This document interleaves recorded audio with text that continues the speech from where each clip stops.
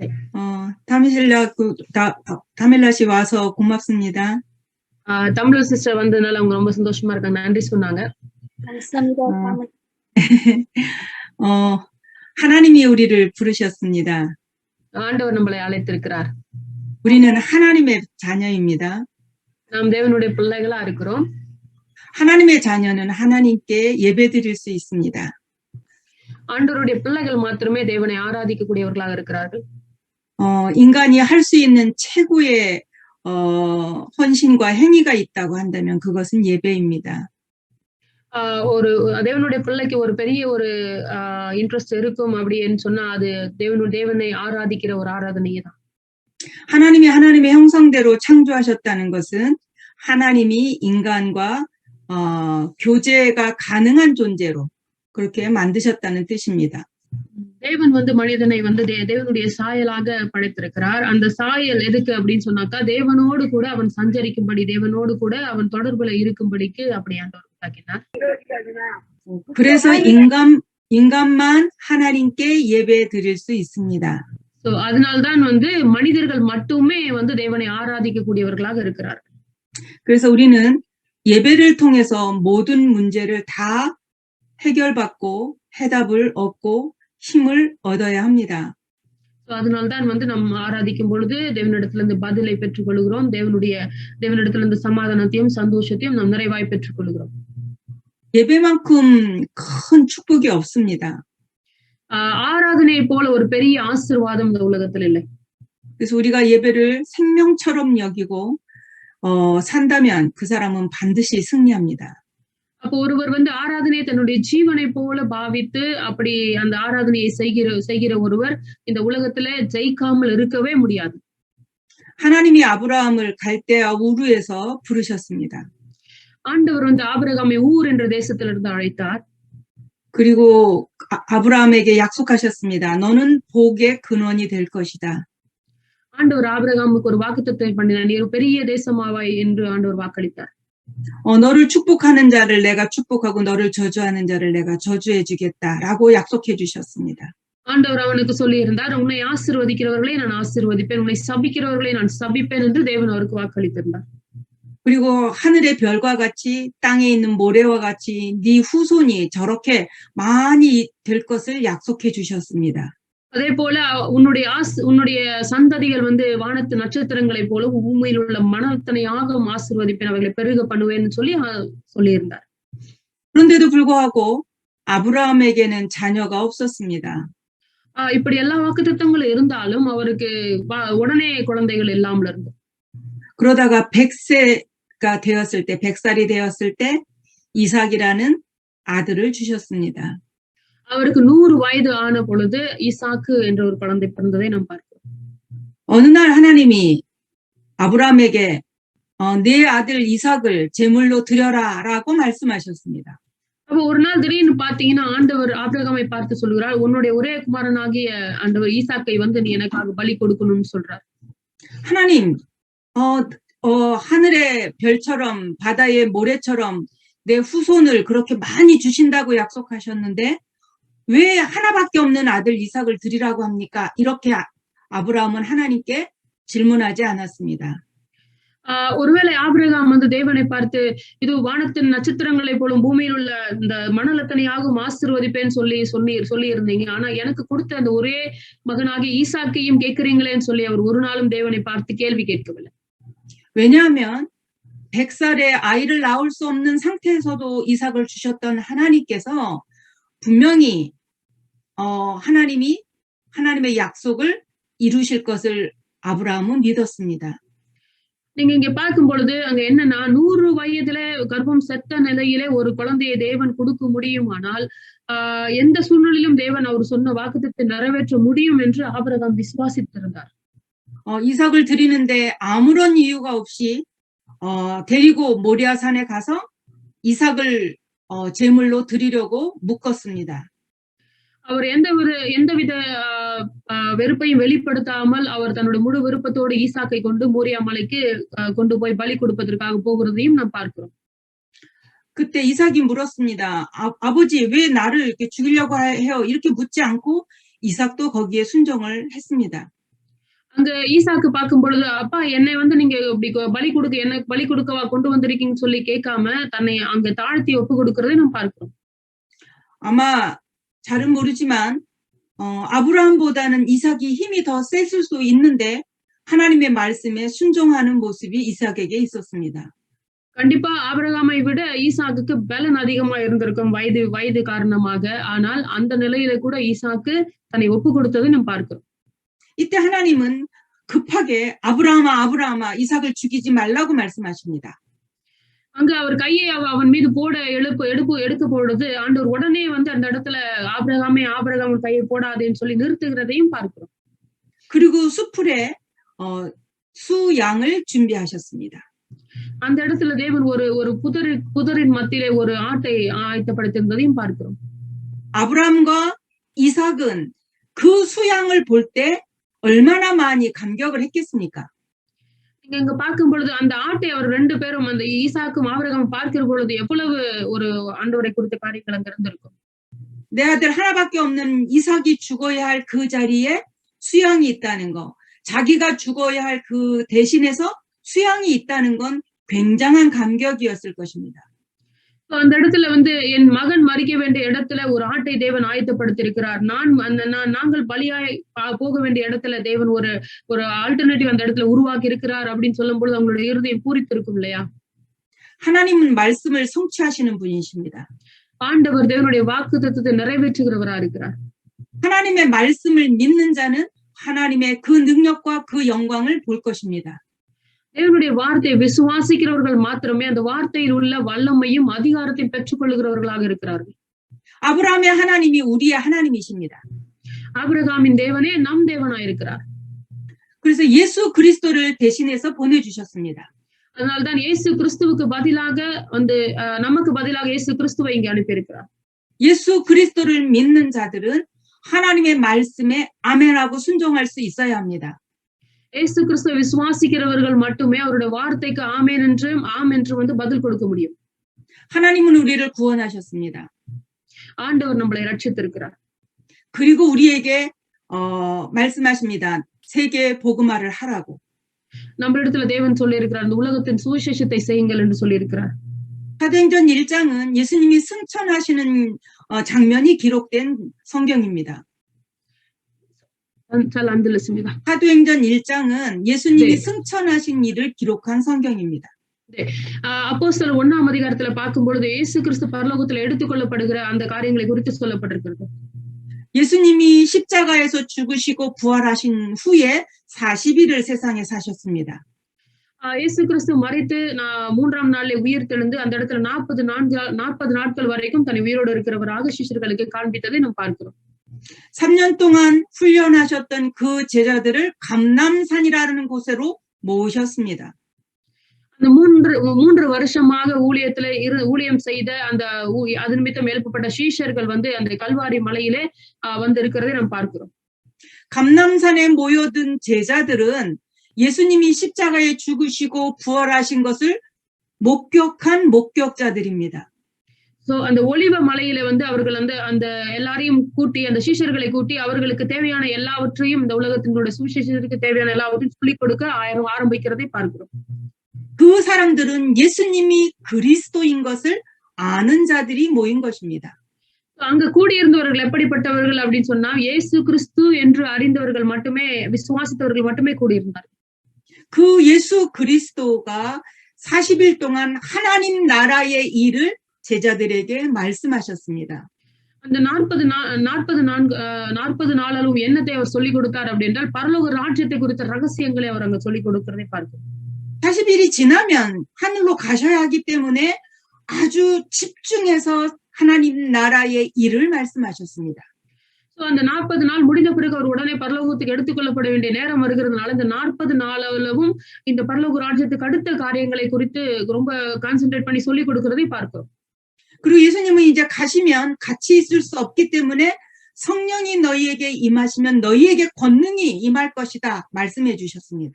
அவர் பரலோகத்துக்கு எடுக்கப்பட்டால் அங்கே அவரை தொடர்ந்து இருக்க முடியாத காரணத்தினாலே பரிசுத்த ஆவியானவரை நமக்கு வந்து வாக்குத்தத்தம் பண்ணினார். அந்த பரிசுத்த ஆவியானவர் மூலமாக நாம் பலன் அடைவோம் என்றும் வாக்களித்தார். 그 성령이 우리에게 임하기만 하면 내가 사는 지역을 비롯해서 땅끝까지 이르러 복음의 증인이 되리라라고 말씀하십니다. அப்போ அந்த பரிசுத்த ஆவியானவர் நமக்குள்ள வரும் பொழுது நாம் பூமியினுடைய கடைசி பரியந்த வரைக்கும் நாம் சாட்சிகளா இருப்பீர்கள் என்று வாக்குத்தத்தம் பண்ணினார். 복음을 증거하는 전도, 선교는 내가 하는 것이 아니라 내 안에 계시는 그리스도가 하시는 것입니다. சுவிசேஷம் என்பது நான் முயற்சி பண்ணி செய்கிறது அல்ல, எனக்குள்ளாக இருக்கிற பரிசுத்த ஆவியானவர் என் மூலமாய் செய்கிறது. 예수님이 제자들을 마가복음 3장 13절로 15절에 모으시고 그들과 함께 있기 위해서 모으셨다고 말씀하십니다. மார்க் 3ஆம் அதிகாரத்துல பார்க்கும் பொழுது சீஷர்களை கூட்டி அந்த இடத்துல அவர் காரியங்களை சொல்லிக் கொடுக்கிறதையும் நாம் பார்க்கிறோம். 그리고 귀신을 내어 쫓는 권세도 있고 나가서 전도도 하기 위해서 모으셨다고 말씀하십니다. அந்த இடத்துல வந்து பிசாசுகளை விரட்டும்படிக்கும் சுவிசேஷத்தை அறிவிக்கும்படிக்கும் அவர்களை கூட்டி இருக்கிறதையும் நாம் பார்க்கிறோம். 마태복음 16장 16절에 보면 베드로가 이렇게 고백합니다. 주는 그리스도시요 살아계신 하나님의 아들이시니이다라고 고백합니다. மத்தேயு 16ஆம் அதிகாரத்துல 16-20 வரைக்கும் நம்ம வாசிக்கும் பொழுது பேதுரு வந்து இப்படியாக நீர் ஜீவனுள்ள தேவனுடைய குமாரனாகிய கிறிஸ்து என்று அறிவிக்கிறதை அங்க நாம் பார்க்கிறோம். 그때 예수님이 이렇게 말씀하십니다. 바요나 시몬아 내가 복이 있다. 이것을 알게 한 분은 네가 아니라 하늘에 계신 아버지시다라고 말씀하십니다. அங்க வந்து உடனே இயேசு கிறிஸ்து அவரை சீமோனை பார்த்து சொல்றார், நீ சீமோனே நீ ஆசீர்வதிக்கப்பட்டவன், இது வந்து உன் மாம்சத்தினாலும் ரத்தத்தினாலும் வெளிப்பட்டதல்ல, என் பிதா உனக்கு வெளிப்படுத்தி இருக்கிறார் என்று சொல்லுகிறார். 그리고 예수님 이렇게 말씀하십니다. 내가 이 반석 위에 내 교회를 내가 세울 것이다라고 말씀하십니다. அப்ப தொடர்ந்து அவர் சொல்லுகிறார், இந்த கல்லின் மேல என் சபையை கட்டுவேன் என்று சொல்லி ஆண்டவர் பேதுருக்கு வாக்களிக்கிறார். 하나님의 교회는 하나님이 친히 세우십니다. ஆண்டவர் தான் சாட்சிகளை உருவாக்குகிறவர். 거기에 우리가 하나님 앞에 쓰임 받는 것 자체가 축복이고 영광인 것입니다. அந்த இடத்துல நாம் தேவனுடைய கரத்தால பயன்படுத்துகிறவர்களும் தேவனுக்கு மகிமை கொடுக்கிற பாத்திரமாக மாறுகிறது தான் ஆசீர்வாதமான காரியம். 그래서 예수님은 승천하시기 직전에 성령이 너희에게 임하시면 성령 안에 있는 그 능력이 너희와 함께, 권능이 너희와 함께 있을 것을 말씀해 주신 것입니다. அதனால்தான் ஒரு பரலோகத்திற்கு சற்று முன்னே எடுத்துக்கொள்ளப்படும் சற்று முன்னே இந்த பரலோக ரகசியத்தை குறித்தும் பரிசுத்த ஆவியானவர் மாத்திரமே உங்களுக்கு பலன் கொடுக்க முடியும், இந்த பரிசுத்த ஆவியானவர் மூலமாகவே இந்த உலகத்தின் சுவிசேஷத்தை நீங்கள் அறிவிக்க முடியும், சாட்சிகளா இருக்க முடியும் என்ற ரகசியத்தை அவர்களுக்கு வெளிப்படுத்தினார். 땅끝까지 이르러 내 증인이 네가 열심히 해서 되는 게 아니라 내가 그 증인이 되도록 만들어 줄 것이라고 말씀하고 있는 것이 사도행전 1장 8절입니다. இங்க அப்போஸ்தலர் 1ஆம் அதிகாரம் 8ஆம் வசனத்தில் நாம் பார்க்கிறோம், நீங்கள் வந்து என் முயற்சி செய்து எனக்கு சாட்சிகளா இருப்பீர்கள் என்று சொல்லாமல் எனக்கு நீங்கள் சாட்சிகளா இருப்பீர்கள் என்று இது வந்து தேவனே இந்த சாட்சியை உருவாக்குகிற ஒரு விஷயத்தை அங்கு சொல்லுகிறதை நாம் பார்க்கிறோம். 우리가 노력해서 증인이 되는 것이 아니라 하나님이 우리와 함께 계시면 당연히 그런 증거가 오는 것이 맞습니다. நாம் விடாமுயற்சியால சாட்சிகளாய் மாறுகிறதை குறித்து இந்த வசனம் சொல்லாமல் பரிசுத்த ஆவியினுடைய பலத்தினாலே நாம் சாட்சிகளாய் மாறுகிறதை குறித்து அங்க சொல்லப்படுகிறது. 그래서 여러분이 오늘 이 시간에 정말로 내가 복음을 가지고 언약을 가지고 있다면 하나님의 말씀 성취의 그 길에 서 있으시기 바랍니다. சோ இந்த நாள்ல கூட நாம் சுவிசேஷத்தையும் சுவிசேஷத்தினுடைய உடன்படிக்கை நாம் பிடித்திருப்போமானால் அந்த உலக சுவிசேஷத்திற்காக தேவன் நமக்கு அதன் மூலமாக உலக சுவிசேஷத்தினுடைய அந்த வழிகள் திறக்கப்படுகிறத நாம் பார்க்க முடியும். 구원받은 우리는 불신자와 다릅니다. ரட்சிக்கப்பட்ட நாமோ தேவனை அறியாத ஜனங்களுக்கும் நம்மளுக்கும் பெரிய வித்தியாசம் உண்டு. 여러분이 어떤 문제를 만나도 하나님 앞에 서시기 바랍니다. எத்தனை பெரிய பிரச்சனைகள் வந்தாலும் நாம் தேவனுடைய சமூகத்தில் நிற்கிறவர்களாக இருக்க வேண்டும். 누가 나를 도와주지 않나? 그렇게 생각할 필요가 없습니다. எனக்கு யாராவது உதவி செய்வார்களா என்ற அந்த சிந்தனை நமக்கு அவசியம் கிடையாது. 우리의 배경은 하늘 보좌의 배경입니다. நம்மளுடைய பின்னணி, நம்மளுடைய பேக்ரவுண்ட் வந்து பரலோக ராஜ்யமா இருக்கிறது. 내가 기도하는 대상은 전능하신 창조주 하나님이십니다. நான் யாரை ஆராதிக்கிறேன் என்றால் பரலோகத்தை எல்லாவற்றையும் இந்த பூமியையும் கண்ணுக்கு படாத எல்லாவற்றையும் உருவாக்கின தேவனை நாம் ஆராதிக்கிறோம். 그래서 우리가 살고 있는 현장 속에서 일어나는 모든 문제를 하나님께 가지고 와서 하나님께 기도하면 하나님이 그 문제를 해결하십니다. சோ அப்படிப்பட்ட வல்லமையுள்ள தேவனை நாம் ஆராதிக்கிறபடினாலே நம்மளுடைய ஃபீல்டுல இருக்கிற பிரச்சனைகள் எப்படிப்பட்ட காரியமா இருந்தாலும் அது தேவனுடைய சமூகத்திலே கொண்டு வந்து அதை தேவனுடைய பார்வைக்கு கொண்டு விடுகிறவர்களாய் நாம் இருக்க வேண்டும். 세상의 것은 다 지나가는 것입니다. 안 들려요? 세상에서 얻는 것들은 다 지나가는 것입니다. இந்த உலகத்துல இருக்கிற எல்லா காரியங்களும் அது சீக்கிரத்துல மறைந்து போகும். 기쁜 일도 나쁜 일도 슬픈 일도 다 지나가는 것입니다. அது கஷ்டமான காரியமா இருந்தாலும் சரி, துக்கமான காரியமா இருந்தாலும் சரி, சோர்ந்து போகக்கூடிய காரியமா இருந்தாலும் சரி, அது எல்லாம் கடந்து போகும். 그런데 변하지 않는 것이 있는데 복음 증거입니다. ஆனால் ஒரு சமாதானமற்ற ஒரு சூழ்நிலை இருக்கும் அப்படி என்று சொன்னால் அந்த சுவிசேஷத்திற்கு சாட்சியா இருப்பதுதான். 내 인생이 복음 증거의 그 길에 서 있기만 한다면 그것은 행복한 일이고 축복이고 하나님 앞에 영광인 것입니다. அப்ப நான் இந்த சுவிசேஷத்திற்கு சாட்சியாய் இல்லாத பொழுது நான் சமாதானமற்றவனாக மாறுகிறேன். அப்ப நான் அந்த சுவிசேஷத்திற்கு சாட்சியாய் மாறும் பொழுது மிகுந்த சமாதானம் உள்ள ஒரு நபராய் மாறுகிறேன். 여러분이 만약 인도의 그 대통령의 심부름을 한다면 기분 나쁠까요? 그렇지 않을 거라고 저는 생각합니다. ஒருவேளை நம்மளுடைய இந்திய தேசத்தினுடைய பிரதமர் நம்மளை பார்த்து ஒரு வேலை செய்ய சொல்லி கொடுக்கிறார் என்றால் நம்ம அதை குறித்து நம்ம துக்கப்படுவோமா? 몇 년 있다가 지나가는 대통령이 심부름을 시켜도 기쁜데 하나님이 나를 하나님의 일을 위하여 심부름을 시킨다는 건 굉장히 기쁜 일입니다. அப்போ நம்மளுடைய முன்னாள் பிரதமர் ஒரு நாள் நம்மளை கூப்பிட்டு ஒரு வேலையை கொடுத்து இதை செய்யும்படிக்கு சொல்லும் பொழுது நம்ம எவ்வளவு சந்தோஷப்படுவோம். அதே போலதான் அதை காட்டிலும் மேலானது பரலோக பரமபிதாவினுடைய வேலையை செய்வது. அந்த வேலைதான் சுவிசேஷத்திற்கான வேலை. 감사하며 기쁨으로 여러분이 이 대열 속에 있으시기 기도합니다. ஆமென். சமாதானத்தோடும் சந்தோஷத்தோடும் இந்த பரிசுத்த தேவன் கொடுத்த வேலையை நாம் செய்யும்படிக்கு நம்ம ஒப்பு கொடுப்போம். 저는 우리의 후대가 목회자의 가문, 선교사의 가문이 되기를 기도하는 사람입니다. நான் என்னுடைய ஃபியூச்சர் ஜெனரேஷன் பிள்ளைகளை குறித்து நான் இப்படிதான் ஜெபிக்கிறேன். என் பிள்ளைகள் இந்த சுவிசேஷத்திற்குள்ளாக கட்டுப்பட்டவர்களாக, இந்த சுவிசேஷத்தில் உள்ளாக சிறைப்பட்டவர்களாக இருக்கணும்னு சொல்லி நான் ஜெபிப்பேன்.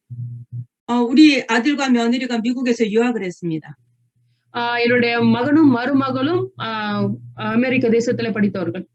그런데 미국에서 들어오라고, 한국으로 오라고 제가 부탁을 했습니다. அவர்களை நான் இங்கே கொரிய தேசத்துல படிக்குமாறு அவர்களை நான் அங்கிருந்து அழைத்தேன்.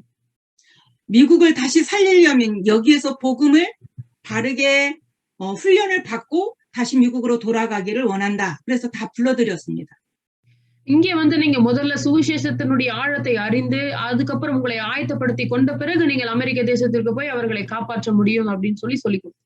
나는 이 일을 참 잘했다고 지금도 생각하고 있습니다. இப்பொழுதும் நான் இந்த சுவிசேஷத்தினுடைய காரியங்களை நான் சரியாக செய்கிறேன் என்று நான் விசுவாசிக்கிறேன். 미국에서 박사학위를 받는 게 중요한 게 아니라 복음을 바르게 알고 전 세계를 향하여 갈 수 있는 전도자가 되기를 저는 간절히 소원합니다. ஒருவேளை அமெரிக்க தேசத்துல டாக்டர் பட்டம் படிக்கிறதை காட்டிலும் இந்த இடத்துல சுவிசேஷத்தின் ஆழத்தை அறிந்து என்னை ஆயத்தப்படுத்தி கொண்டு அந்த தேசத்திற்கு சென்று நான் அவர்களை ரட்சிக்கும்படியான வழியில் இருப்பதையே நான் விரும்புகிறேன். 우리 아들에게 아들이 2명 더 있습니다. என்னுடைய மகனுக்கு 2 பிள்ளைகள் இருக்கிறார். 나는 그 아이들이 이런 전도자가 돼서 이 세상을 살아가기를 원합니다. நான் என்னுடைய இந்த 2 பேர பிள்ளைகளும் அப்படியே இந்த சுவிசேஷத்தின் ஆழத்தை அறிந்து சுவிசேஷத்திற்காகவே அவர்கள் வாழணும்னு சொல்லி நான் விருப்பப்படுகிறேன். 목회자의 가정은 특별히 하나님의 은혜가 있는 가정입니다.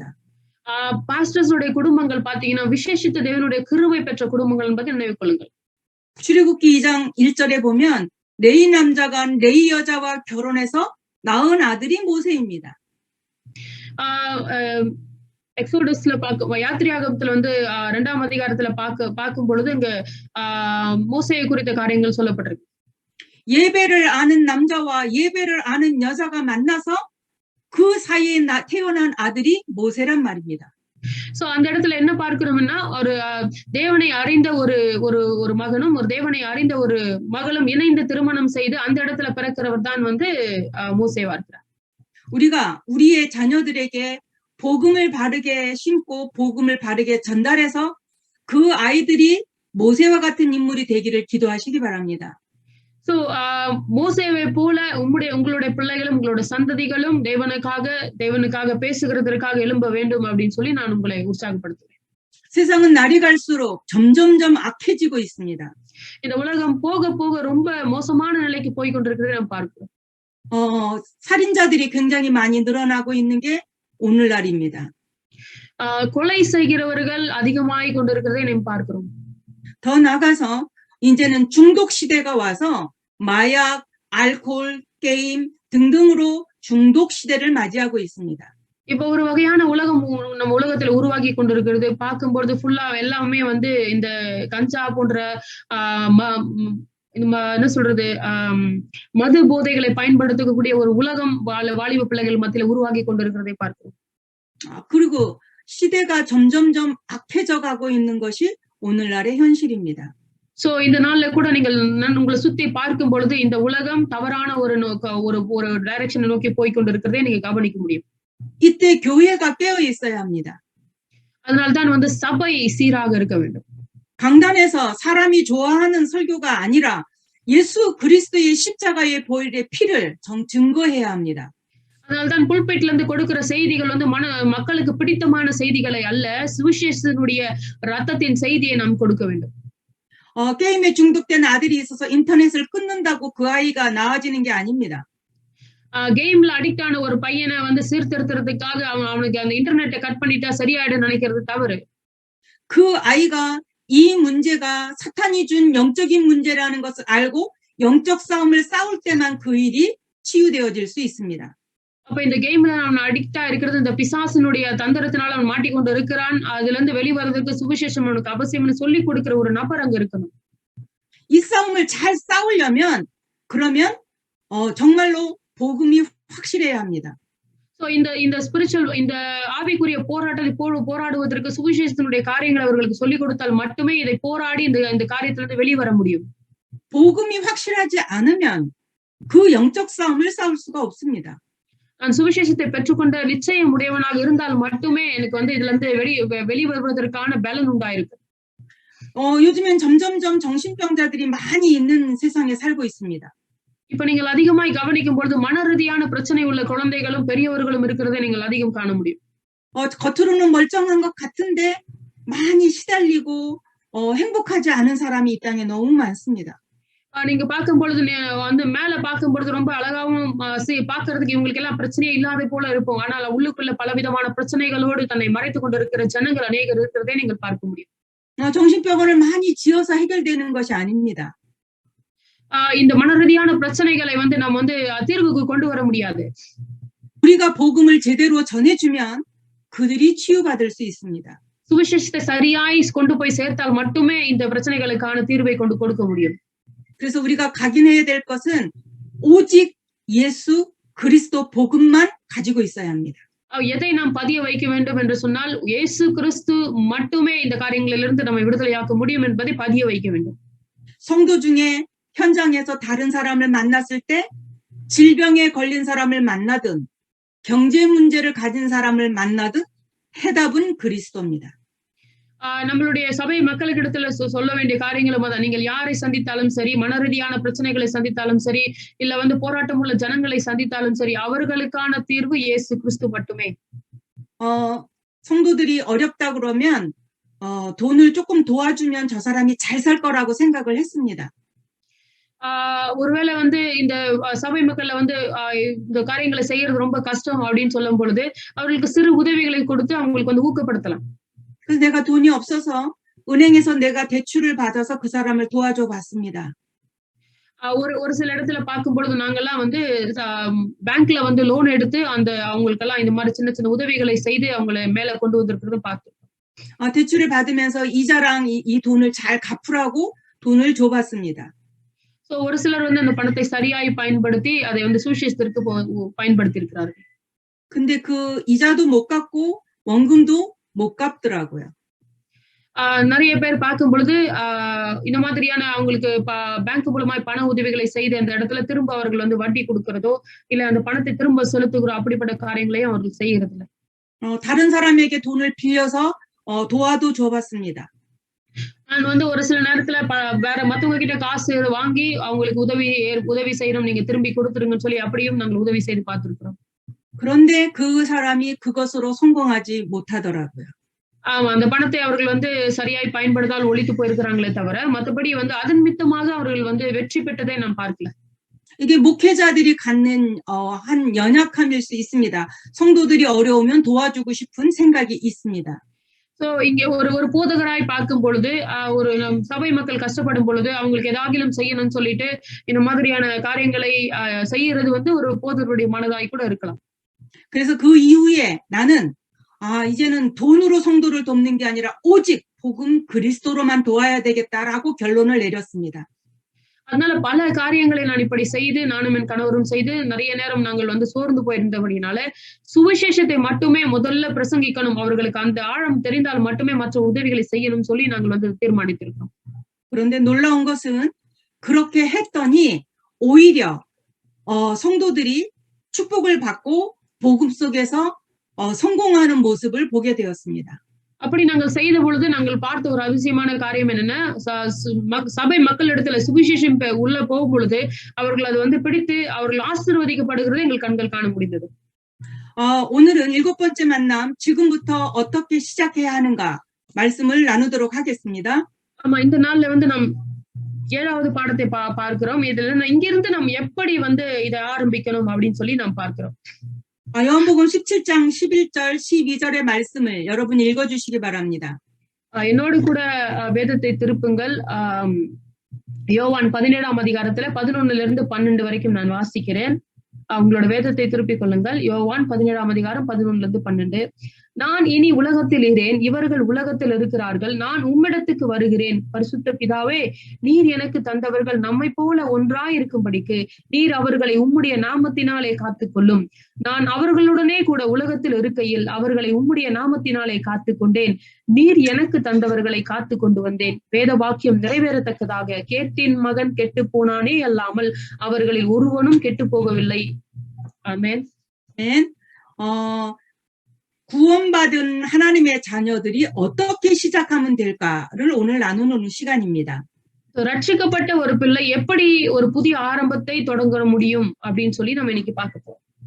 구원을 받았다는 것은 영적으로 완전한 해방을 받았다는 것입니다.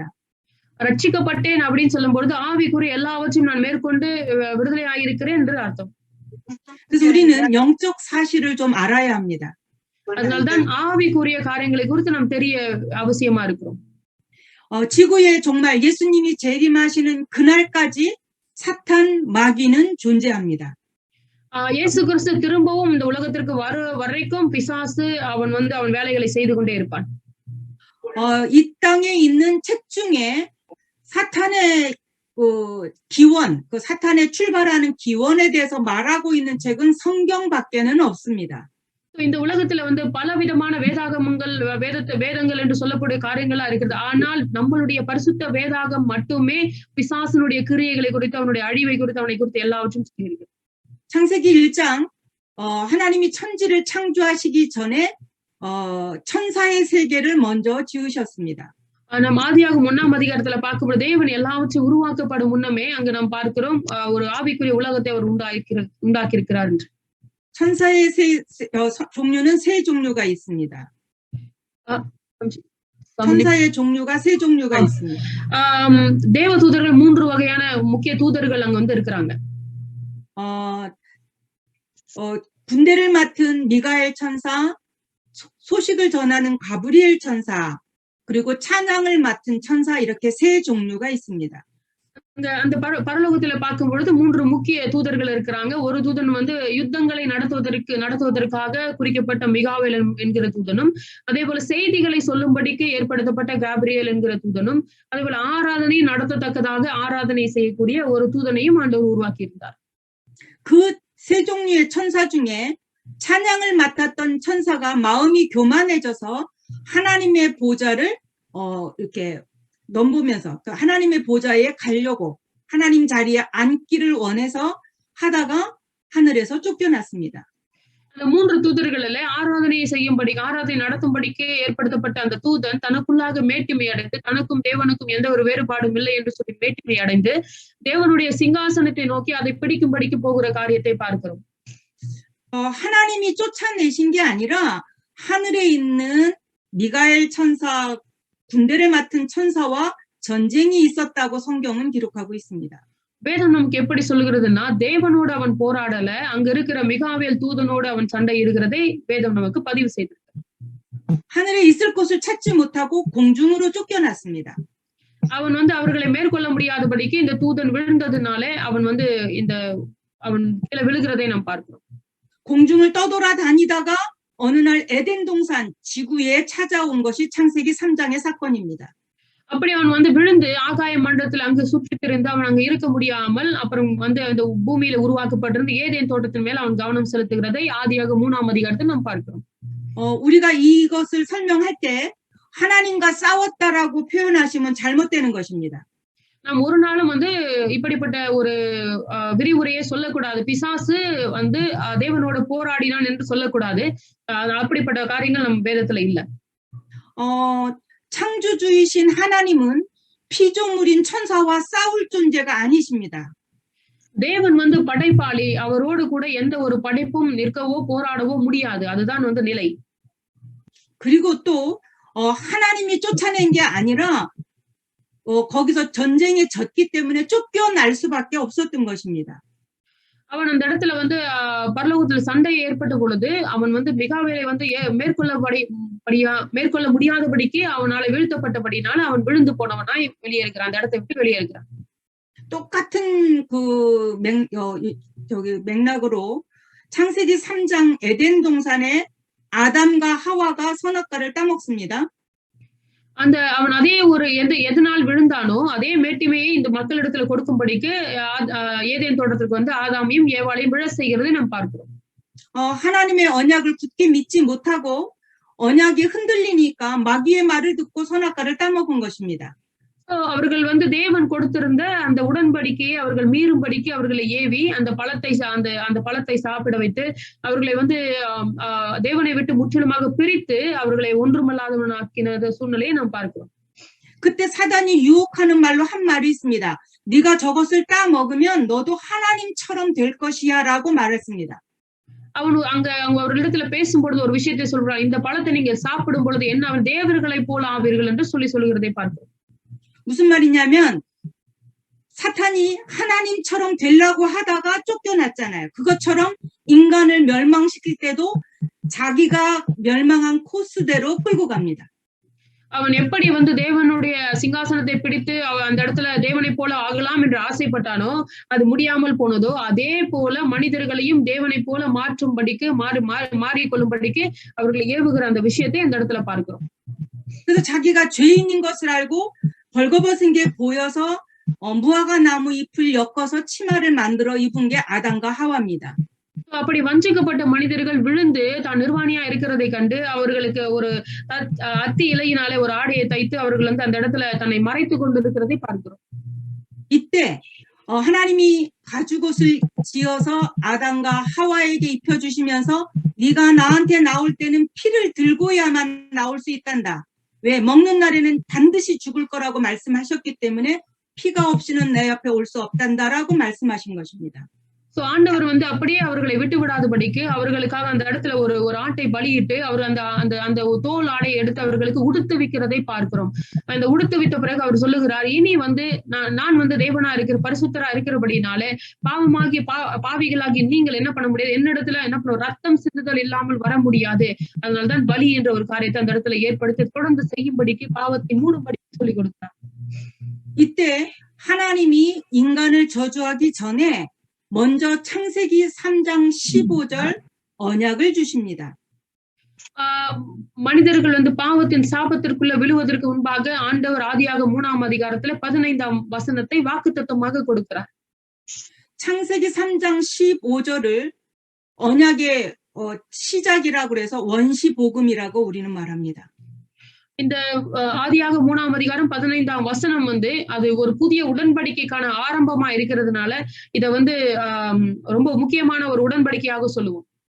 구약 전체는 창세기 3장 15절을 설명하고 점점 예언이 성취되어져 가는 것을 기록하고 있는 것입니다.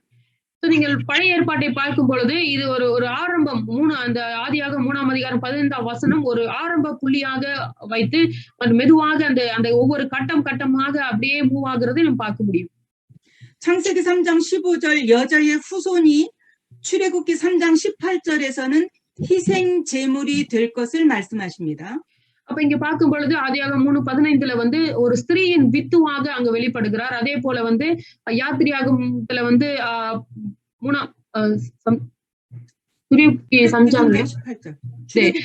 யாத்திரையாகமம் 3ஆம் அதிகாரம் 18ஆம் வசனத்திலே அங்க வந்து ஒரு பலி பொருளாக வெளிப்படுகிறதை நாம் பார்க்கிறோம்.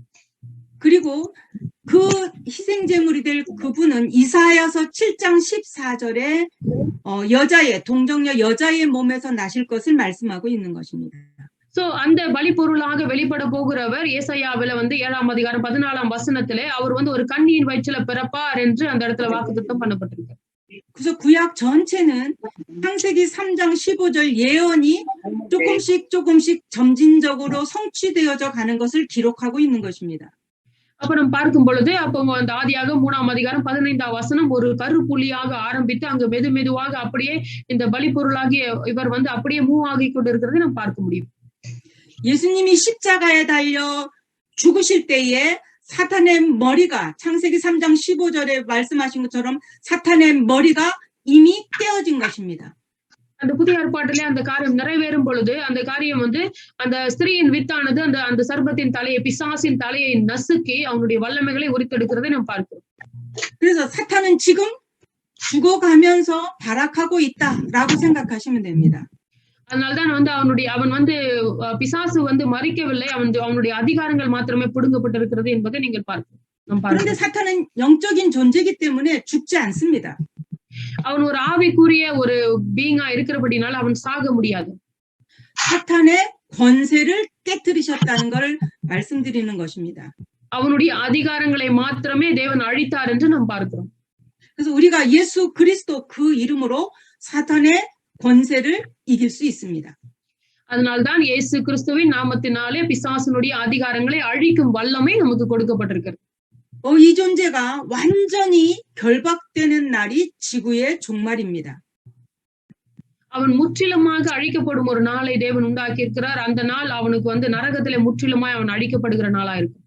마태복음 25장 41절에 있는 것처럼 말씀하신 것처럼 그들을 예비한 영영한 불이 있는데 그게 지옥입니다. இங்க வந்து பார்க்கும் பொழுது மத்தேயு 25ஆம் அதிகாரம் 41ஆம் வசனத்துல பார்க்கிறோம்.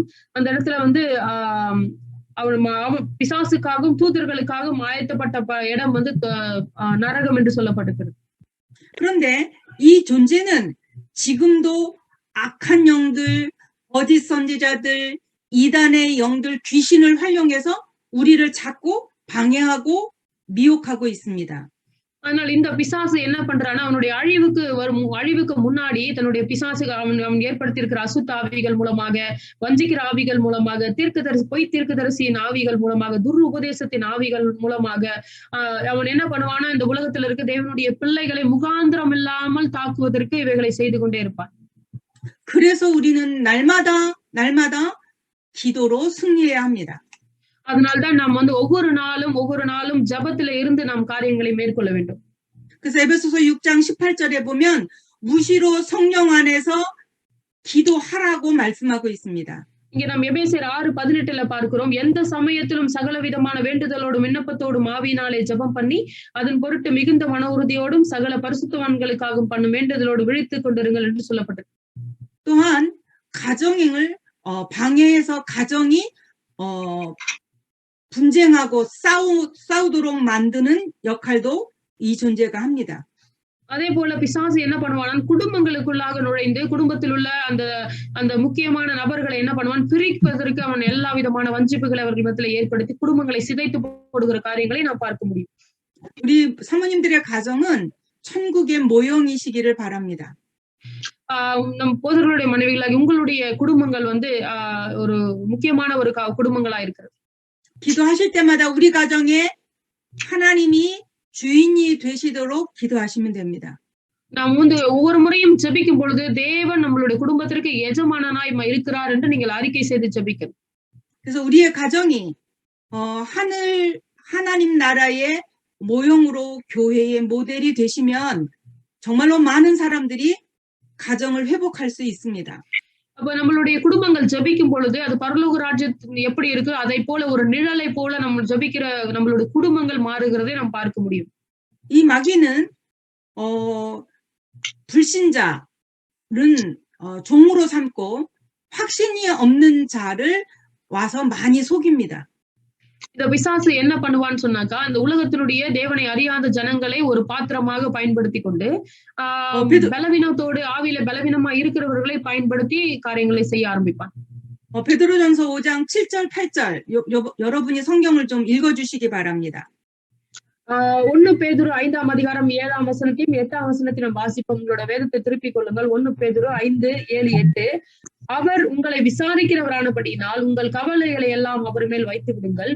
தெளிந்த புத்தி உள்ளவர்களாய் இருங்கள், பிடித்திருங்கள். ஏனெனில் உங்கள் எதிராளாகிய பிசாசானவன் கெர்ச்சிக்கிற சிங்கம் போல் எவனை விழுங்கலாமோ என்று வகை தேடி சுற்றித்திருக்கிறான். 우리가 염려하고 있으면 마귀가 틈타는 기회가 됩니다. நாம் பலவீனத்தோடு இருக்கும் பொழுது பிசாசு நம்மளை மேற்கொள்ளும்படிக்கு வருகிறான் என்பதை அறிந்திருக்கிறோம். 그래서 어떤 문제, 어떤 사건, 어떤 환경이든지 다 하나님 앞에 내어놓아야 합니다. அதனால்தான் எப்படிப்பட்ட பிரச்சனையா இருந்தாலும் சரி, எப்படிப்பட்ட சோர்வா இருந்தாலும் சரி, எப்படிப்பட்ட மனம் மடிவான காரியங்களா இருந்தாலும் சரி, தேவனுடைய சமூகத்துல கொண்டு வருகிறவர்களா இருக்க வேண்டும். 그러면 하나님이 응답하시고 우리를 인도하실 것입니다. அதை பெற்றுக்கொண்டு தேவன் நமக்கு பதில் கொடுத்து கிரியை செய்ய ஆரம்பிக்கிறதையும் நாம் பார்க்க முடியும். 근데 성경은 근신하라 깨어라 너희 대적 마귀가 우는 사자처럼 삼킬 자를 찾아다닌다고 말씀하고 있습니다. அதனால்தான் வேதம் நமக்கு சொல்லியது தெளிந்த புத்தி உள்ளவர்களா இருங்கள், விழித்திருங்கள். ஏன்னா உங்க பிசாசா இந்த எதிராளியான பிசாசானவன் கெர்ச்சிக்கிற சிங்கத்தை போல எவனை விழுங்கலாமோ என்று வகை தேடுகிறான் என்று சொல்லப்படுகிறதை பார்க்கிறோம். 내가 복음으로 무장하지 않으면, 언약으로 무장하지 않으면 사탄에게 속을 수밖에 없는 것입니다. நான் அந்த சுவிசேஷத்தின் நிச்சயத்தை உடையவனாக இருக்கும் பொழுதும் அதே நேரத்துல நான் வந்து அந்த உடன்படிக்கை பிடித்து அதனுடைய நிச்சயத்தை உடையவனாக இருக்கும் பொழுது மட்டும்தான் நான் அவனை மேற்கொள்ள முடியும். இல்லை என்றால் நாம் விழுகிறதுக்கு ஏதுவானவர்களா இருக்கும். 뿐만 아니라 한번 사탄에게 자리를 내주면 그 존재는 7배로 우리에게 괴롭힙니다. நமக்கு அறியாமலேயே தெரியாமல் நம்ம அவனுக்கு இடம் கொடுக்கும் பொழுது அவன் வந்து 7 அத்திரியான அசுத்த ஆவிகளோடு நம்ம இடத்துல பிரவேசிக்கிற சூழ்நிலையும் ஏற்படலாம். 마태복음 12장 44절로 45절의 말씀을 읽어주시기 바랍니다. நான் உங்களுக்காக மத்தேயு 12ஆம் அதிகாரத்தை 44 45 வரைக்கும் வாசிக்கிறேன். மத்தேயு 12, 44, 45. நான் விட்டு வந்த வீட்டுக்கு திரும்பி போவேன் என்று சொல்லி அங்கே வந்து அந்த வீடு வெறுமையாகவும் பெருக்கி ஜோடிக்கப்பட்டதாகவும் இருக்க கண்டு திரும்பி போய் தன்னிலும் பொல்லாத வேறு 7 ஆவிகளை தன்னோடு கூட்டிக் கொண்டு வந்து உட்புகுந்து அங்கே குடியிருக்கும். அப்பொழுது அந்த மனுஷனுடைய முன்னிலைமையிலும் அவன் பின்னிலைமை அதிக கேடு உள்ளதா இருக்கும். அப்படியே இந்த பொல்லாத சந்ததியாருக்கும் சம்பவிக்கும் என்றார். 종교 생활을 잘해서 인격적으로 내가 마음을 비우고 또 잘 정리해 놓으면 사탄이 돌아다니다가 갈 곳이 없으면 다시 들어와서 보면서 7 귀신을 데리고 들어오겠다고 성경이 기록하고 있는 것입니다. நம்மளுடைய இருதயத்துல நம்மளை ஆளுகிற ஒரு எஜமானன் இல்லாதபடினாலே நம்மளுடைய இருதயம் ஜோடிக்கப்பட்ட வெறுமையான ஒரு வீடாக இருக்கும். அப்படி இருக்கிற பொழுது அந்த இடத்துல எஜமானன் இல்லாதபடினாலே இந்த பிசாசுகள் வந்து எளிதில வந்து அந்த இருதயத்துக்குள்ளாக பிரவேசித்து அதை மேற்கொள்ளும்படியாக வருகிறதை நாம் பார்க்கிறோம். 여러분이 현장 사역을 하면서 무속인을 좀 많이 만나보셨는지 모르겠습니다. 근데 나는 무속인을 많이 만나봤습니다. உங்களுடைய ஃபீல்டுல பார்க்கும்போது ஒருவேளை இந்த பிசாசு பிடித்தவர்கள் அவங்க அந்த பிசாசினுடைய அடிமைத்தனத்துல மாட்டிக்கொண்டவர்களை நீங்கள் நிறைய சந்தித்திருக்கலாம். நான் என்னுடைய ஊழிய பகுதியில் அநேகரை சந்தித்திருக்கிறேன். 물론 점을 치러 간 건 아닙니다. அமனி 점을 치러 간 거는 아니라고. 점 치러. 점 몰라요? 미래를 알기 위해서 네네네 갑자기 하루 하듯이 குறி சொல்லுகிற அப்படிப்பட்ட ஆவி உடையவர்களையும் நான் வந்து அங்க பார்த்திருக்கிறோம். ஏன்னா எங்களுக்கு வந்து குறி சொல்லுகிறவர்களை குறித்து அதை அறிந்து கொள்ளணும்ன்ற அவசியம் எங்களுக்கு இல்லை. 무당을 만나본 사람들 중에 공통점이 있었는데 대부분의 사람들이 교회를 다녔다는 것을 알게 되었습니다. அதே போல வந்து இந்த இது மாதிரி குறி சொல்லுகிற காரியங்கள்ல இடைப்பட்டு இருக்கிறவர்கள் இடத்துல பார்க்கும்போது அப்படிப்பட்டவர்களையும் சுவிசேஷத்தின் மூலமாக நாங்கள் வந்து சபைக்கு கொண்டு வந்திருக்கிறோம். தேவனை அறியும்படிக்கு செய்திருக்கிறோம். 그리고 그 무당들은 하나같이 다 착한 사람들이었습니다. அதுல அநேகர் பாத்தீங்கன்னா அந்த குறி சொல்லுகிற ஜனங்கள் இடத்துல நிறைய பேர் நல்ல ஆட்களா இருந்ததை கவனித்திருக்கிறேன்.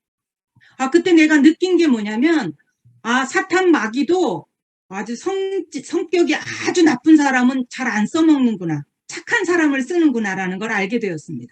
சோ அப்படி நான் கவனிக்கும் பொழுது அப்போ பிசாசு நல்லவர்களை ரொம்ப கெட்டவர்களை பயன்படுத்துகிறான்றதை விட நல்ல இருதயமுடைய ஜனங்களையும் பயன்படுத்துகிறான்றதை கவனிக்க முடிஞ்சுச்சு. 그래서 이 마귀는 빈집, 주인이 없는 사람을 주로 찾아다닙니다. அதனால்தான் பிசாசு என்ன பண்ணுகிறான்னு சொன்னாக்கா அந்த காலியான வீடு அதே போல வந்து எஜமானன் இல்லாத வீடா இருதயமா இருக்கிற வீடுகளை நோக்கி போய் கொண்டிருக்கிறான். 물 없는 곳, 쉴만한 곳이라고 성경이 표현한 것처럼 마음이 평안한 사람을 주로 찾아다니면서 이용하고 있습니다. எப்படி ஒரு கிணத்துல வந்து தண்ணி இல்லாது இருந்தால் எப்படி வெறுமையா இருக்குமோ அது போல வந்து இருதயத்திலே எதுவுமே இல்லாமல் வெறுமையாய் வைத்திருக்கிற ஜனங்களும் அவனுடைய கன்னிகளா இருக்கிறார்கள். 또 많은 질병을 가져다 주기도 합니다. அதே போல வந்து வித்தியாசமான வியாதிகளை பெயர் தெரியாத வியாதிகளை கொண்டு வருகிறவனா இருக்கிறான். 아픈데 고칠 수 없는 아주 불치병이라든지 아픈데 병명이 나오지 않는 이름 모를 병이라든지 이런 병들을 가져다 줍니다. அவன் எப்படிப்பட்ட வியாதிகளை கொடுக்கிறான்னு சொன்னாக்கா பெயர் தெரியாத வியாதிகள், மருந்து இல்லாத வியாதிகள், இது எப்படி என்ன ஆகும் என்று சொல்லி இதனுடைய அடுத்த கட்டம் என்ன ஆகும் என்று சொல்ல முடியாத வியாதிகளை வந்து ஜனங்களிடத்துல கொடுக்கிறான். 그다음에 사탄이 하는 일 중에 하나가 정신을 아주 혼란하게 만들어서 정신병을 가져다 줍니다. பிசாசனுடைய இன்னொரு கிரியைகள் என்ன அப்படின்னு சொல்லி பார்க்கும் பொழுது அவன் வந்து வஞ்சிக்கிறதன் மூலமாக இருதயத்தை குழப்பி அவன் என்ன பண்ற தெளிவில்லாதவர்களாய் மாற்றி அவர்களை வந்து வஞ்சிக்கும்படியான வழியிலே வைக்கிறான். 걱정할 필요가 없는 것이 확신을 가진 자들은 절대로 찾아오지 않습니다. ஆனால் பார்க்கும் பொழுது சுவிசேஷத்தினுடைய நிச்சயத்தை உடையவர்களை அவன் தேடி வருகிறது கிடையாது. 야고보서 4장 7절을 읽어주시기 바랍니다. உங்களுக்காக யாக்கோபு 4ஆம் அதிகாரம் 7ஆம் வசனத்தை உங்களுக்காக நான் வாசிக்கிறேன். ஆகையால் தேவனுக்கு கீழ்ப்படிந்திருங்கள், பிசாசுக்கு எதிர்த்து நில்லுங்கள், அப்பொழுது அவன் உங்களை விட்டு ஓடி போவான்.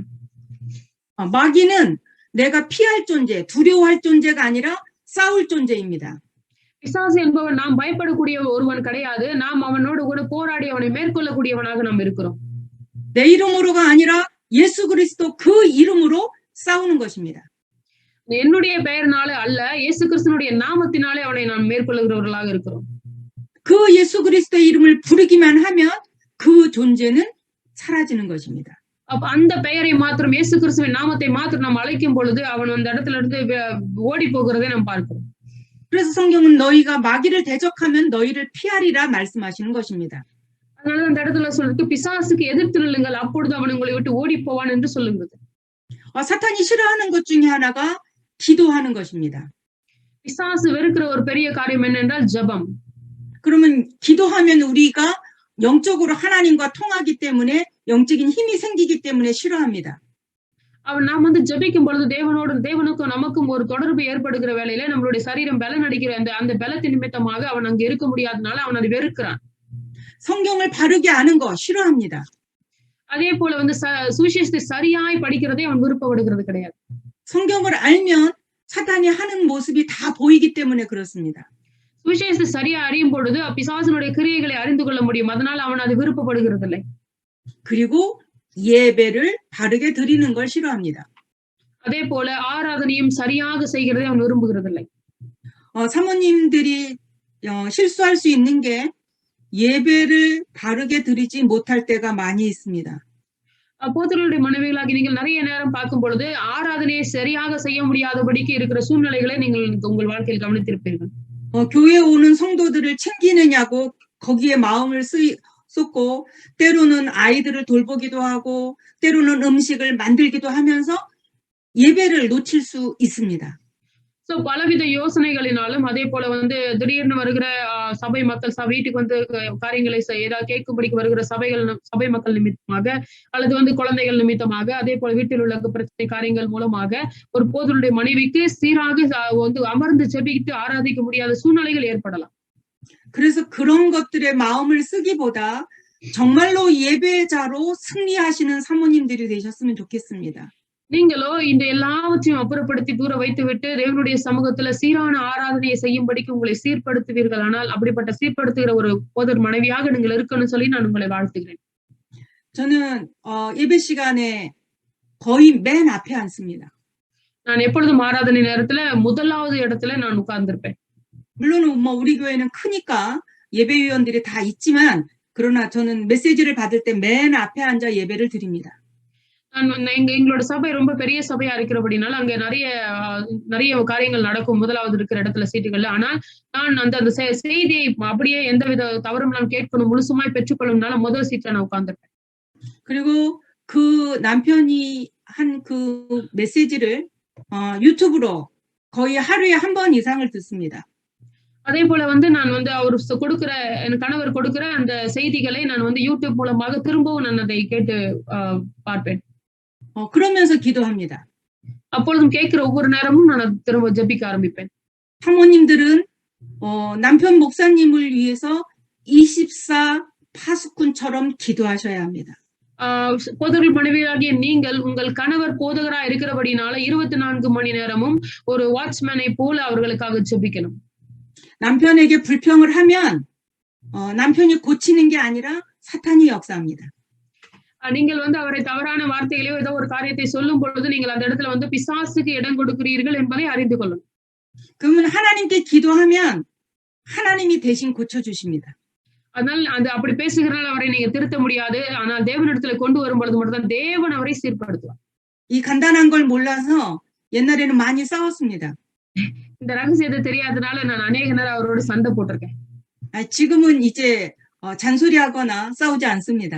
நான் இப்பெல்லாம் வந்து சத்தம் போடுறதோ இல்ல கோவப்படுறதோ கிடையாது. 그래서 나는 다시 태어나도 목사의 아내가 되고 싶고 다시 태어나도 지금의 남편과 결혼하고 싶습니다. சோ அதனால்தான் வந்து நான் திரும்பவும் யோசிப்பேன். இப்போ திரும்ப ஒரு முறை பிறக்கிற வாய்ப்பு கிடைத்தால் திரும்பவும் நான் வந்து ஒரு போதகர் மனைவியாகவே பிறக்கவும் அதே போல ஒரு போதகரை மறந்து கொள்ளவே நான் ஆசைப்படுவேன்.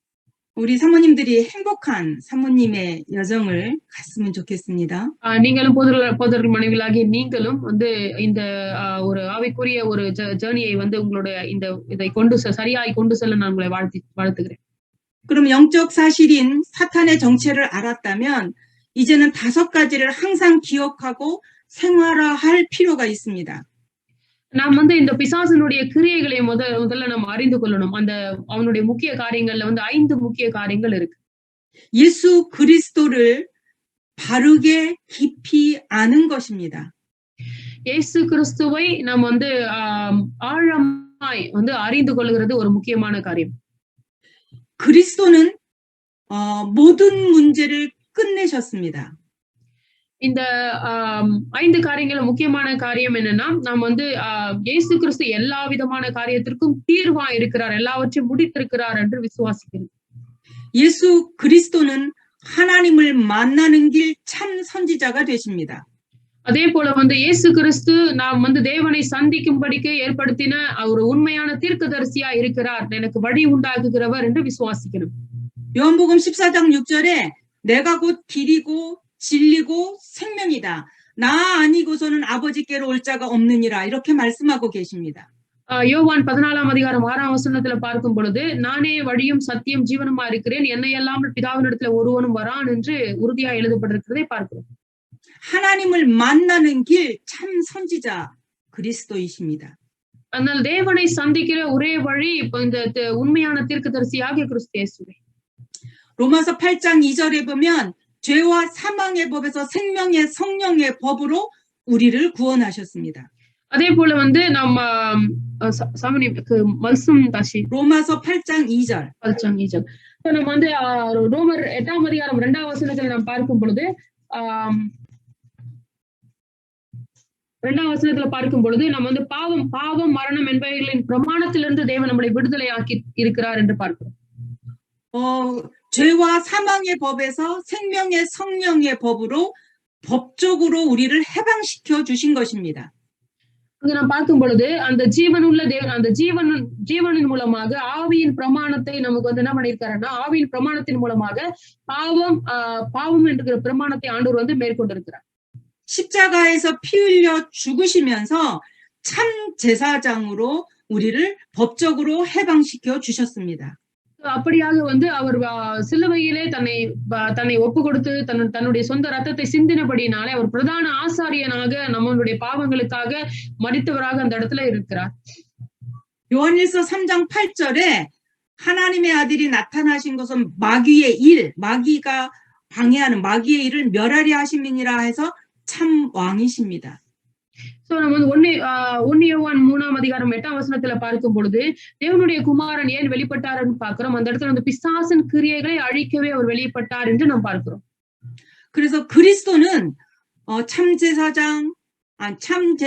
참 선지자, 참 왕 이 세 직분을 가지고 있는 분을 우리는 그리스도라고 합니다.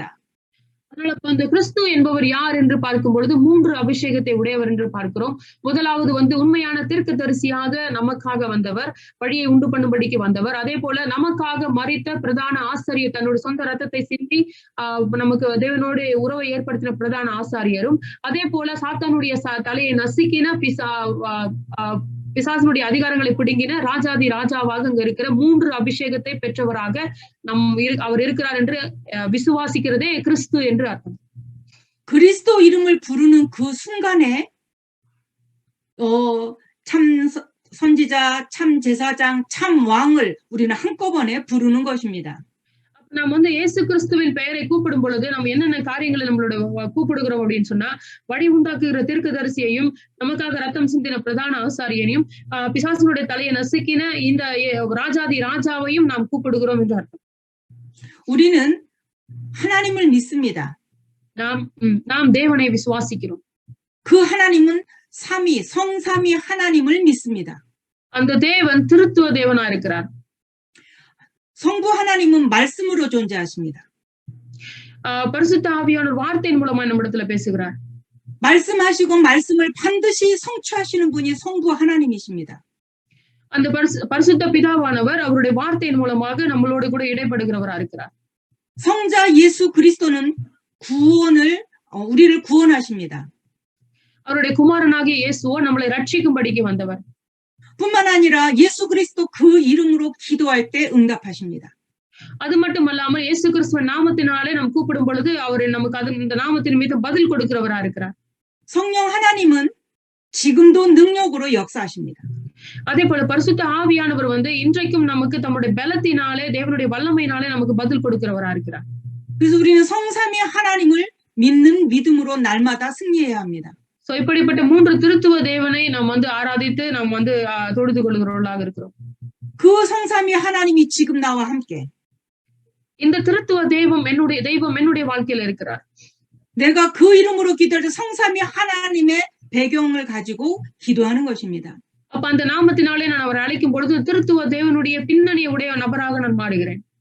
내가 지금 말씀을 전할 때 성삼위 하나님의 그 배경을 가지고 말씀을 증거하는 것입니다. அப்ப நான் எப்பொழுதெல்லாம் ஜெபிக்கிறோனோ வேதத்தை வாசிக்கிறோனோ இந்த திருத்துவத்தின் 3 முக்கியத்துவத்தையும் என்னோட வாழ்க்கையில் அனுபவிக்கிற ஒரு நபராக மாறுகிறேன். 그래서 우리는 성삼위 하나님을 믿는 하나님의 자녀입니다. நம்ம அதனால்தான் திருத்துவ தேவனை விசுவாசிக்கிற தேவனுடைய பிள்ளைகளா இருக்கிறோம். 그러므로 그 예수 그리스도를 내 삶의 중심에 모시는 것은 매우 중요합니다.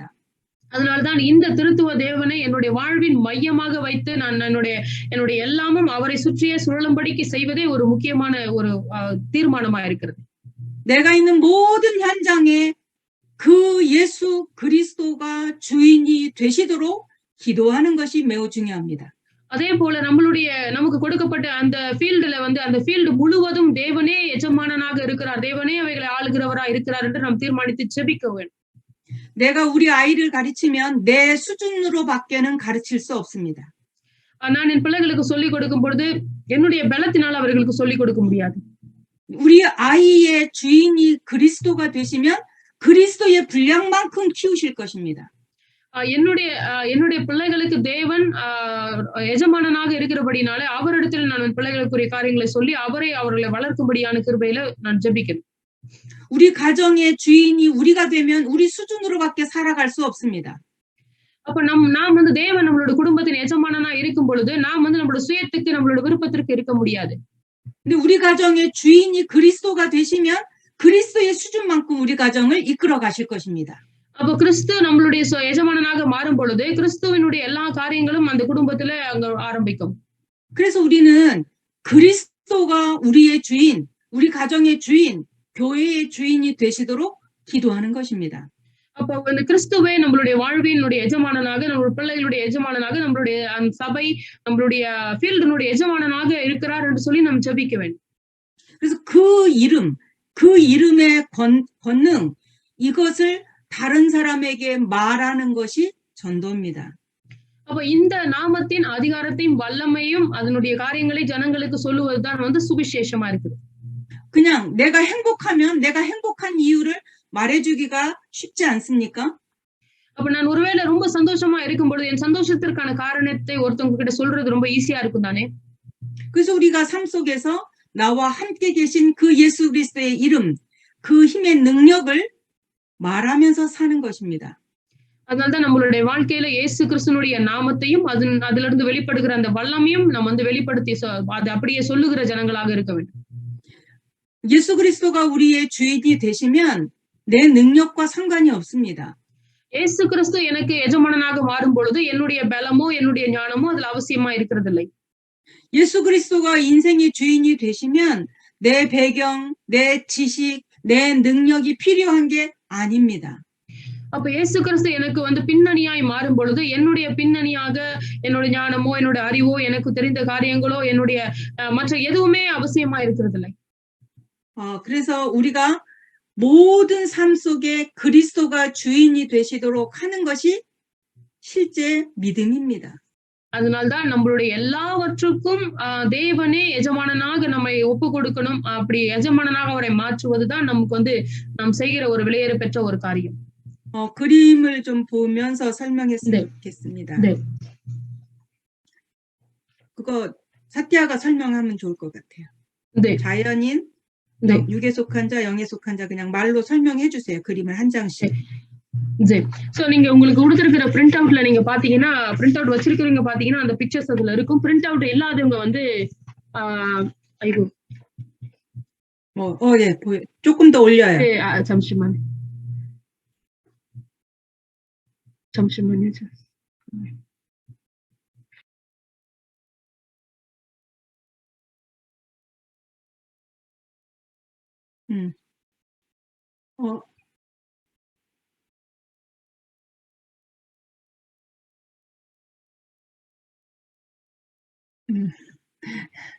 설명해 주세요.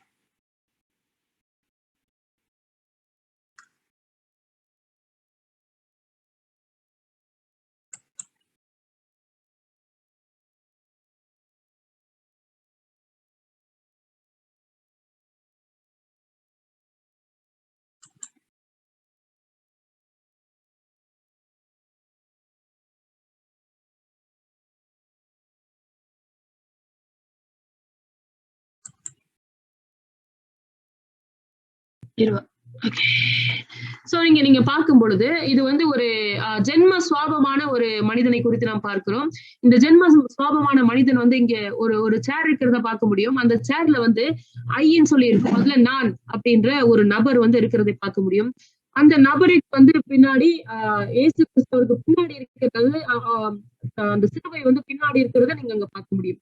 அப்ப ஒரு ஜென்ம சுவாபம் உள்ள ஒரு மனிதன் எப்படி இருக்கிறான்னா தன்னை வந்து மையமாக வைத்து வாழ்கிற ஒரு நபராக இருக்கிறார். இது வந்து இதுதான் அந்த பாடம். நீங்க பிரிண்ட் அவுட்ல இருக்கும்போது பார்க்கலாம்.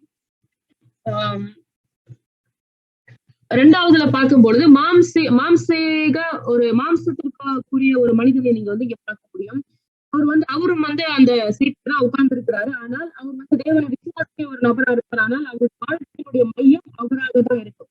இது வந்து ஒரு ஜென்ம சுவாபம் உள்ள மனிதனுக்குரிய அவரை போலவே ஆனால் விசுவாசிக்கிற ஒரு நபராக அவர் இருப்பார். 세 번째 그림을 좀 이해하셨으면 좋겠습니다. இந்த மூன்றாவது இந்த படத்தை வந்து நீங்க வந்து புரிஞ்சுக்கிட்டா ரொம்ப சந்தோஷமா இருக்கும். 예수 그리스도를 영접하면 우리 마음속에 예수님이 들어오십니다. நம்ம வந்து இயேசு கிறிஸ்துவை நம்மளுடைய இருதயத்துல அறிக்கை செய்யும் பொழுது அவர் நம்மளுடைய உள்ளத்துல வருகிறவரா இருக்கிறார். 눈에 보이지 않게 성령으로 우리 안에 오십니다. நம்மளுடைய கண்களுக்கு அவர் தெரியாதவரா இருந்தாலும் பரிசுத்தாவின் மூலமாக நம்மளிடத்துல வருகிறார். 초신자가 됐던 믿음이 없는 사람이 되면 자신의 생각대로 구원은 받았지만 세상을 생활을 하게 되어 있습니다. அப்போ நாம் வந்து ஒரு ஜென்ம சுவாப மனுஷனாக இருந்தாலோ அல்லது மாம்சீகமான ஒரு மனுஷனாக இருந்தாலோ நாம் வந்து ஒரு வித்தியாசமுள்ள வாழ்க்கை வாழுகிற மனுஷனா இருக்க முடியாது. 그런데 믿음이 성장하면 내 마음의 중심에 그리스도가 주인이 되십니다. அப்ப உண்மையிலேயே நான் வந்து உண்மையிலேயே தேவனை விசுவாசிக்கிற ஒரு நபராக மாறும் பொழுது மட்டும்தான் நான் வந்து உண்மையான ஒரு விசுவாசியாக மாறுகிறேன். 내 마음에 들지 않아도 내가 힘들어도 그리스도가 중심이 되어 따라가는 사람이 영에 속한 사람입니다. அப்போ வந்து கிறிஸ்து என்னுடைய உள்ளத்தின் மையமாக என்னுடைய வாழ்க்கையினுடைய ஒரு எஜமானனாக அவர் மாறி இருக்கும் பொழுது அப்போ மற்ற எந்த பிரச்சனைகள் வந்தாலும் எந்த சோதனைகள் வந்தாலும் அது என்னை ஒன்றும் செய்யாது. 어떤 때는 육에 속한 사람이었다, 어떤 때는 영에 속한 사람이었다, 왔다 갔다 할 수도 있습니다. சில நேரம் பார்க்கும் பொழுது நாம் வந்து அவர் மாம்சமான மனிதனை போலவும் வந்து செயல்படுவோம். சில நேரம் வந்து ஜென்ம சுவாபம் உள்ள மனிதனை போலவும் செயல்படுவோம். அப்படியே போயிட்டு வந்துட்டு இருக்கிற ஒரு சூழ்நிலையும் ஏற்படும். 그러나 우리의 기도의 제목은 날마다 그리스도가 내 인생의 주인이 되도록 기도하는 것입니다. அப்படிப்பட்ட எந்த சூழ்நிலைகள் வந்தாலும் கிறிஸ்துதான் என்னுடைய வாழ்வின் மையம், அவர்தான் எனக்கு எஜமானன் என்ற ஜெபத்தை ஒரு நாள் நாம் விடக்கூடாது. 주인이 모든 문제를 해결합니다. நம்மளுடைய எஜமானன் எல்லாவற்றையும் தீர்த்திருக்கிறவரா இருக்கிறார். 내려놓으셔도 돼요. 네. 그림 내려놔도 돼요. 그래서 그리스도를 중심에 모시면 내가 문제, 고민, 혹은 남들이 모르는 죄짐 이런 것들을 주인에게 내려놓으면 됩니다. நம்மளுடைய வாழ்க்கையில வந்து கிறிஸ்து மையமாக இருக்கும் பொழுது நம்மளுடைய கவலைகள், பிரச்சனைகள், பாவ சுமைகள் இது எல்லாமே வந்து அவர் தீர்த்திருக்கிறபடினாலே நாம் வந்து ஒரு எஜமானன் பாவங்களை தீர்த்த எஜமானனுடையவர்களாக நாம் இருப்போம். 특별히 우리가 잘 못 버리는 것 중에 나는 꼭 이렇게 해야 돼 하는 자기만의 어떤 생각 그거를 잘 못 버리는데 그거를 버릴 수 있어야 합니다. அதே போல சில நேரம் பாத்தீங்கன்னா நான் இப்படிதான் செய்வேன், எனக்கு இப்படிதான் செய்ய பிடிக்கும் அப்படின்னு சொல்லி நான் அப்படின்ற ஒரு காரியத்துல இருக்கிற இப்படிப்பட்ட காரியங்களை எல்லாம் எனக்கு எஜமானன் ஒருவர் இருக்கும் பொழுது இப்படிப்பட்ட காரியங்களை வைத்திராதபடிக்கு அவரிடத்துல அதை இறக்கி வச்சிடணும். 내가 오늘 옳다고 선택을 했는데 기도하면서 생각하니까 잘못된 것 같으면 미안하다고 말하고 생각을 고칠 수 있는 게 그리스도인입니다. அப்ப நாம் ஜெபிக்கிறோம், ஒரு விஷயத்தை கேட்கிறோம், ஆனா அந்த விஷயம் வந்து தேவனுக்கு ஒருவேளை பிரியமில்லாமல் இருக்கும் சொல்லி நான் உடனே என்னோட சிந்தையில தோன்றுகிற வேலையில அப்படிப்பட்ட ஜெபத்தை உடனே மாற்றி தேவனுக்கு பிரியமானதாய் மாற்றி கொள்ளுகிற ஒரு நபராக நம்ம அந்த இடத்துல இருக்கணும். 우리가 또 못 버리는 것 중에 하나가 내가 경험한 것입니다. 경험. 내가 네. 그동안 살아가면서 체험했던 거. எக்ஸ்பீரியன்ஸ் ஆனவங்க. நம்மளுடைய கிறிஸ்துவ நம்மளுடைய வாழ்வின் மையமாக வைக்கும் பொழுது நம்மளுடைய சொந்த அனுபவங்கள் மேல என்னுடைய அனுபவங்கள் எங்களுடைய எக்ஸ்பீரியன்ஸ் மேல வந்து விசுவாசம் வைக்காதபடிக்கு நாம் வந்து கிறிஸ்துவின் அந்த மையத்தின் மேல எஜமானனுடைய அந்த மையத்தின் மேல விசுவாசம் வைக்கிறவர்களா இருக்கணும். 그 경험이 맞을 수도 있고 틀릴 수도 있고. நம்மளுடைய அனுபவங்கள் நிறைய நேரம் வந்து சரியாகவும் இருக்கலாம், தவறாகவும் இருக்கலாம். 그 경험보다 더 좋은 것이 있을 수도 있습니다. இந்த அனுபவங்களை காட்டிலும் மற்ற நல்ல அனுபவங்களும் இருக்கதான் செய்யும். 내가 힘이 있는 사람은 남의 생각도 내가 이해하고 따라갈 줄 수 있습니다. ஏன்னு கேட்டீங்கன்னா நம்மளை விட அதிக அனுபவம் உள்ளவர்களும் இருப்பாங்க. அது போல வந்து அதனால நம்ம மற்றவர்களுடைய அனுபவத்தையும் நம்மளுடைய வாழ்க்கையில வந்து சில நேரம் கடைபிடிப்போம் இல்லையா, அந்த மாதிரி காரியங்களும் இருக்கும். 우리가 가지고 있는 것 중에 먼저 생각하는 저 사람은 저런 사람이야, 이 문제는 이래라고 하는 것을 선입견이라고 하는데 그 선입견을 가지고 사람을 판단하거나 정죄할 수 있습니다. அப்போ இந்த அனுபவங்கள் வந்து இப்போ ஒருத்தவங்களோட வாழ்க்கையை பார்க்கும்போது அவங்களுடைய வாழ்க்கையில ஏற்பட்ட அனுபவங்களை பார்க்கும்போது இது இப்படி இருக்கிறதா அப்படின்னு சொல்லி நம்ம கற்றுக்கொள்ளும் இல்லையா. சோ அந்த கற்றுக்கொள்கிற காரியங்களை வைத்து நம்ம வந்து சில காரியங்களை பகுத்தறிய முடியும். 그래서 그리스도를 중심에 모신 자는 늘 복음의 눈으로 모든 문제, 모든 사람을 봐야 합니다. அப்படி வந்து இப்படிப்பட்ட எல்லாவித அனுபவங்களையும் அப்படியே கீழே வச்சுட்டு சுவிசேஷத்தின் கண்களை உடைய ஒரு நபராக வேதத்தின் அடிப்படையில காரியங்களை பார்க்கிற ஒரு நபராக இருக்கிற ஒரு நபர் தான் வந்து ஆவிக்குரிய மனிதன். 나를 막 괴롭히는 사람이 있다고 한번 생각해 봅시다. ஒரு எக்ஸாம்பிள் ஒரு எடுத்துக்காட்டுக்கு எடுத்துக்கலாம். என்னை ஒருத்தர் வந்து ரொம்ப தொல்லை பண்ணிக்கிட்டே இருக்கிறாருன்னு வச்சுப்போம். 나 저 사람 만나기 싫어. 저 사람 없었으면 좋겠어. 이거는 잘못된 생각입니다. அப்ப அந்த நபரை நம்ம பார்க்கிறவள் இவனை பார்க்கத்தால எரிச்சலா இருக்கு, இவன் இல்லாம போனா நலமா இருக்கும் அப்படின்னு சொல்ற காரியங்களும் இருக்கலாம். அது வந்து சரியான ஒரு காரியம் அல்ல. 그리스도가 중심의 주인으로 있는 사람은 저 사람이 영적으로 행복하지 않구나 라고 느끼는 것이 복음의 눈으로 보는 것입니다. ஆனால் ஒரு சுவிசேஷன் கண்கள் மூலமா பார்க்கிற ஒருவர் எப்படி அப்படிப்பட்ட நபரை பார்ப்பாரு சொன்னாக்கா, அந்த நபர் வந்து ஆவியில பலவீனமா இருக்கிறபடினாலே அவர் உதவி தேவைப்படுகிற ஒரு நபரா இருக்கிறார் என்று சொல்லி பார்க்கிற சுவிசேஷத்தின் கண்களை உடைய நபராக இருப்பார். 그러면 우리는 이렇게 기도할 수 있습니다. 저 사람이 영적으로 하나님이 주시는 참 평안이 임하도록 기도해 줄 수 있고, 또 하나는 저 사람을 통해서 나를 공격하는 사단의 권세를 그리스도의 이름으로 무너뜨려 주옵소서 이렇게 기도할 수 있습니다. சோ அப்படி வந்து நம்மளை வந்து அடிக்கடிக்கு தொல்லைப்படுகிற அந்த ஒரு நபரை நாம் பார்க்கும் பொழுது நாம் ஆண்டவரிடத்துல ஜெபிக்க வேண்டிய காரியம் என்ன? இந்த நபர் வந்து ஆவியில பலவீனமா இருக்கிறபடினாலே பிசாசனுடைய சத்துருனுடைய அந்த அவனுடைய காரியங்களுக்குள்ளாக இடம் கொடுக்கிறதுனால அவர் என்னை தொல்லை பண்றதுனால அந்த அவருக்காகவும் ஜெபிக்கணும். அவர் ஆவியில பலப்படும்படியாகவும் ஜெபிக்கணும். அதே நேரத்தில் அவருக்குள்ளாக அவர் மூலமாக எனக்கு கிரியை செய்கிற சத்துருவை இயேசுவின் நாமத்தில் நம்ம தெரிந்து கொண்டு நம்ம அதுக்காக ஜெபிக்கணும்.